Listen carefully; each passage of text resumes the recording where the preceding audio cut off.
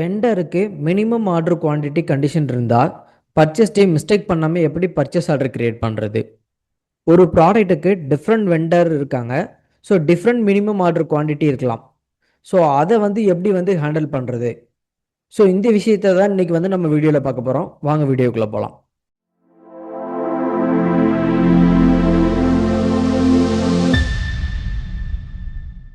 So இப்போ பார்த்தீங்கன்னா நான் ஓடில் பர்ச்சேஸ் மாடியூல் ஓப்பன் பண்ணிக்கிறேன்.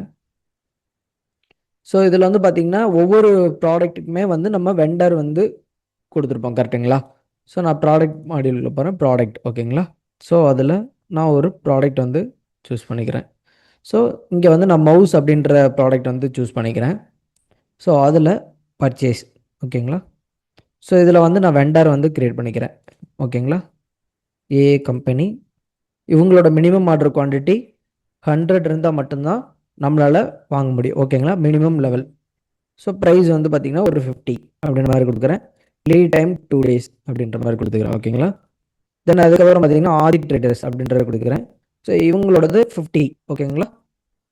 So 55 price. தென் பார்த்தீங்கன்னா 3 days அப்படின்றத கொடுத்துக்கிறேன். தென் அதுக்கப்புறம் ஏபிசி எலக்ட்ரிக்கல் கம்பெனி, ஓகேங்களா?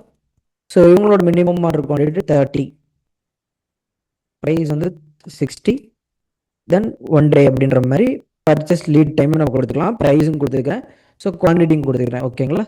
ஸோ இதை நான் சேவ் பண்ணிக்கிறேன். ஸோ இந்த மாதிரி நம்ம ஒவ்வொரு ப்ராடக்ட்டுக்குமே பர்ச்சேஸோட வெண்டர், தென் அவங்களோட குவான்டிட்டி எவ்வளோ, minimum order quantity, unit price எவ்வளோ, ஸோ லீட் டைம் எவ்வளோ இருக்கும் அப்படின்றத நம்ம ஃபஸ்ட்டே ஃபிக்ஸ் பண்ணி வச்சுட்றோம். ஸோ ஒவ்வொரு வெண்டருமே ஒவ்வொரு மாதிரி மினிமம் ஆர்டர் லெவல் ஃபஸ்ட்டே சொல்லியிருப்பாங்க இல்லையா? ஸோ அந்த மாதிரி இருக்கிற பட்சத்தில் நம்ம மினிமம் ஆர்டர் லெவலில் இங்கே நம்ம போட்டு வச்சுக்கலாம், ஓகேங்களா? தென் இப்போ நம்மளோட பர்ச்சேஸ் டீம் ஒரு நியூவாக ஒரு பர்ச்சேஸ் ஆர்எஃப்கியூ கிரியேட் பண்ணுறாங்க, ஓகேங்களா? ஸோ இப்போ நான் பர்ச்சேஸ் மாடியூலுக்குள்ளே நியூவாக க்ரியேட் பண்ணுறேன், ஓகேங்களா? ஸோ இப்போ பார்த்தீங்கன்னா நான் ஏபிசி எலக்ட்ரிக்கல்னு கொடுக்குறேன். ஸோ இங்கே நான் மவுஸ் அப்படின்றத கொடுக்குறேன், ஓகேங்களா? ஸோ இங்கே பார்த்தீங்கன்னா தெரியும், மினிமம் ஆர்டர் குவான்டிட்டி 30 அப்படின்றது நமக்கு இங்கே விசிபிலிட்டி இருக்குது. ஸோ அப்போ நம்ம இதுக்கு மேலே நம்ம குவான்டிட்டி போடுவோம், கரெக்டுங்களா? ஸோ 30 ஆர் 60 40 அந்த மாதிரி போடுவோம். 30க்கு கீழே போடக்கூடாது அப்படின்றது உங்களுக்கு ஒரு ஞாபகம் இருக்கும், ஓகேங்களா? ஸோ அதே மாதிரி நான் இதை டெலிட் பண்ணிக்கிறேன். தென் அதே மாதிரி இப்போது டபிள்யூஏ கம்பெனி ஆதி ட்ரேடர்ஸ் அப்படின்ற இன்னொரு கம்பெனியை நான் சூஸ் பண்ணுறேன், ஓகேங்களா? ஸோ இப்போ நான் ஒரு ஆர்எஃப்கியூ கிரியேட் பண்ணுறேன்.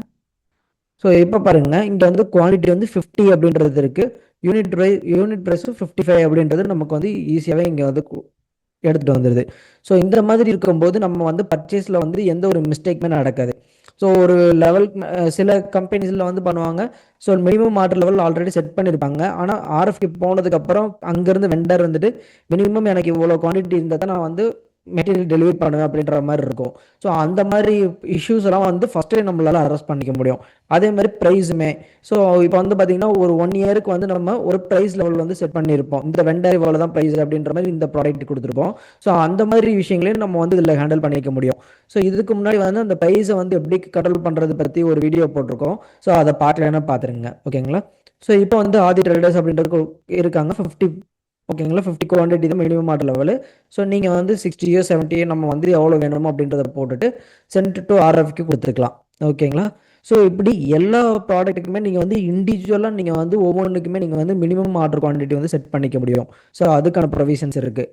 ஸோ இந்த மாதிரி பண்ணும்போது நமக்கு நிறைய மிஸ்டேக்ஸ் நடக்கிறத குறைக்க முடியும். ஸோ அடுத்து பார்த்திங்கன்னா டைம் வேஸ்ட் ரொம்பவே கம்மி பண்ண முடியும், கரெக்டுங்களா?